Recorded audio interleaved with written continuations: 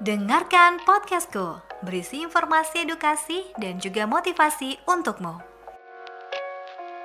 Hai kamu, apa kabarmu hari ini? Aku sih maunya kamu baik-baik aja.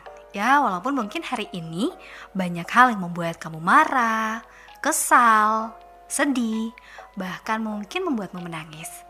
Apakah karena orang-orang di sekitarmu yang membuat kamu kecewa, atau bahkan keadaan yang tidak sesuai dengan harapan kamu, dan pada akhirnya memaksamu untuk meneteskan air mata?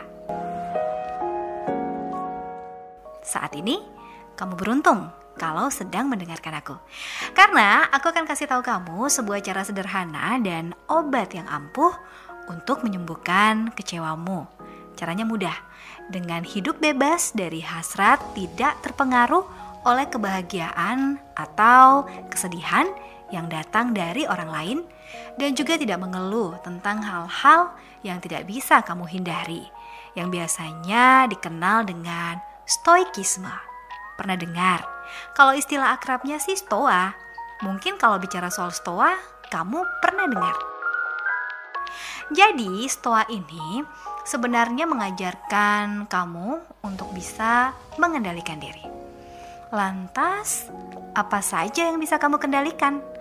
Apakah kamu harus mengendalikan semua hal, sekalipun itu di luar kendali kamu, sehingga pada akhirnya kamu bisa merasakan bahagia karena semua hal sudah sesuai dengan keinginan kamu?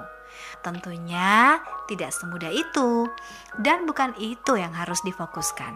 Melainkan, dalam pandangan stoikisme ini, pentingnya kamu untuk fokus pada apa yang dapat kamu kendalikan, yaitu responmu terhadap peristiwa-peristiwa eksternal atau di luar kamu yang ada di sekelilingmu, dan juga tindakan dari orang-orang di sekitar kamu. Baik itu orang tua kamu, atau sahabat kamu, bahkan pasanganmu yang tidak sesuai dengan keinginanmu, atau kata lainnya yang mengecewakan. Karena sebenarnya kunci kebahagiaan itu adalah dengan memusatkan perhatian kamu pada hal-hal yang berada di dalam kendali kamu. Bukannya kamu malah terjebak dalam kecemasan terhadap hal-hal yang tidak bisa kamu kendalikan. Nah, contohnya nih, saat kamu mengalami ketidakadilan di tempat kerja, karena bosmu itu punya kedekatan nih dengan rekan kerjamu. Jadi, dialah yang mendapatkan bonus. Padahal pencapaianmu dan dia itu sama. Nah, saat itu terjadi, coba fokuslah untuk kendalikan dirimu. Katakan pada dirimu, aku hebat.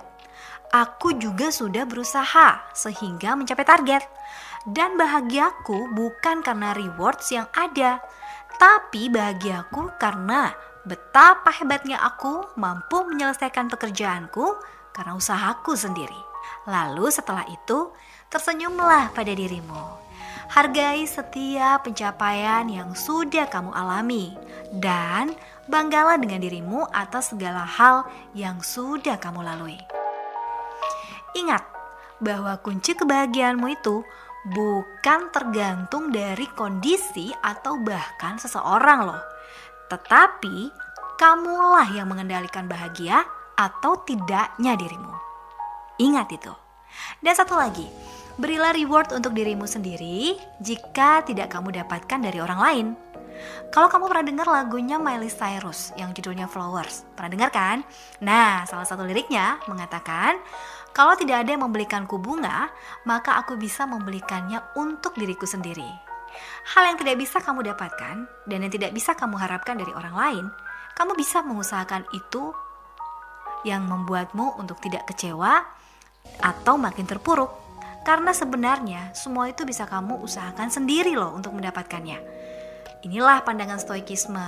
Selain itu, stoikisme ini juga bisa membuat kamu merasa lebih bebas dalam memikirkan dirimu tanpa kamu harus merasa terbebani.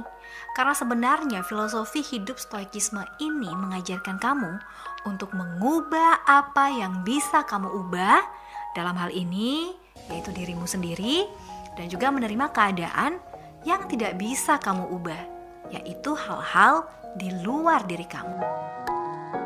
Salah satu contoh dari hal yang tidak bisa kamu kendalikan adalah respon atau tanggapan dari orang lain terhadap dirimu. Karena memang kita tidak bisa memaksa semua orang tuh memiliki penilaian yang positif terhadap kita. Karena itu kan berada di luar kendali kita ya.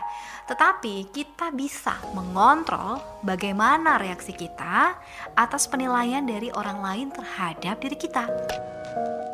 Apakah kita akan menetapkan standar kebahagiaan kita berdasarkan penilaian orang lain atau sesuai standar bahagia versi kita sendiri? Pilih yang mana? Aku ingin kasih tahu kamu beberapa hal sebenarnya yang bisa kamu lakukan ketika merasakan emosi negatif. Ini tergantung pilihan ya. Langkah pertama yang harus kamu lakukan adalah stop atau berhenti dulu. Berhenti sejenak. Kenapa? Untuk memberi ruang mencerna emosi negatif yang kamu terima. Nah, setelah kamu menghentikan emosi negatif yang sedang kamu alami nih, kamu bisa lebih efektif lagi untuk berpikir rasional terhadap apa yang kamu alami. Kemudian, kamu bisa mulai menilai, apakah perasaan tersebut atau emosi negatif yang kamu alami ini bisa dibenarkan atau justru tidak? Apakah emosi yang dirasakan ini merupakan sesuatu yang bisa kamu kendalikan atau tidak? Nah, setelah emosimu sudah turun dan sudah dapat berpikir dengan rasional, baru kemudian kamu merespon hal yang terjadi. Nah, responnya ini bisa berupa ucapan atau mungkin tindakan, dan respon ini juga dipilih setelah kamu memikirkan situasinya dengan baik-baik ya. Kalau aku sih mengharapkan respon yang muncul itu adalah respon yang bijak, kemudian juga respon yang tidak terbawa emosi, respon yang bersifat adil, dan juga bagaimana kamu berani untuk merespon hal tersebut. Kamu lebih bisa berpikir secara rasional dan menghasilkan keputusan yang bijak. Itu yang paling penting, berpikir rasional untuk menghasilkan keputusan yang bijak. Hal berbeda apabila kamu merespon dengan emosi yang masih tersulut, karena itu bisa menghasilkan keputusan yang justru gegabah. Ingatlah bahwa manusia ini merupakan, atau kita ini merupakan makhluk yang mudah dipengaruhi oleh emosi. Kondisi itulah yang membuat manusia sering melupakan hal positif yang diterima olehnya, dan juga sering lupa untuk bersyukur. Stoikisme sendiri memiliki beberapa manfaat dan juga pengaruh nih bagi kehidupan kita loh. Apa saja? Yang pertama, bisa melatih seseorang untuk mengontrol emosi yang dirasakannya sehingga tidak merugikan diri sendiri maupun orang lain. Lalu kemudian bersikap lebih realistis terhadap apa yang terjadi dan juga tidak terbawa emosi. Dan juga tidak mudah menyalahkan orang lain atas peristiwa-peristiwa buruk yang terjadi dalam hidup kamu, melainkan memilih untuk mengubah cara pandang terhadap peristiwa tersebut. Sekali lagi, semua itu pilihan. Tapi satu hal yang pasti yang harus saya sampaikan juga kepada kamu, bahwa stoikisme ini bukan egoisme. Mengendalikan dirimu dalam merespon setiap hal yang terjadi untuk bahagiamu tanpa menyakiti orang lain, ini berbeda dengan mementingkan dirimu sendiri dan tidak peduli jika itu justru menyakiti orang lain. Selalu berhati-hati dan siap menghadapi segala kenyataan, termasuk hal terburuk sekalipun, serta belajar dari semua itu. Ingat lagi nih, tidak ada sesuatu yang abadi. Pencapaian dan juga apapun yang sudah kamu raih selama ini boleh dikejar, boleh-boleh saja. Namun hal itu tidak bisa bertahan selamanya. Sekali lagi ya, tidak ada sesuatu yang abadi. Bagaimana? Sudah agak baikan perasaannya? Aku berharap kamu menjadi pribadi yang tahan banting akan segala persoalan hidupmu ya. Dan satu lagi nih, tetaplah meminta kepada Tuhan untuk diberikan kekuatan supaya kamu dapat terus bertahan. Aku juga mau bilang terima kasih kepada kamu yang masih bertahan hidup sampai saat ini. Kamu hebat dan aku bangga sama kamu.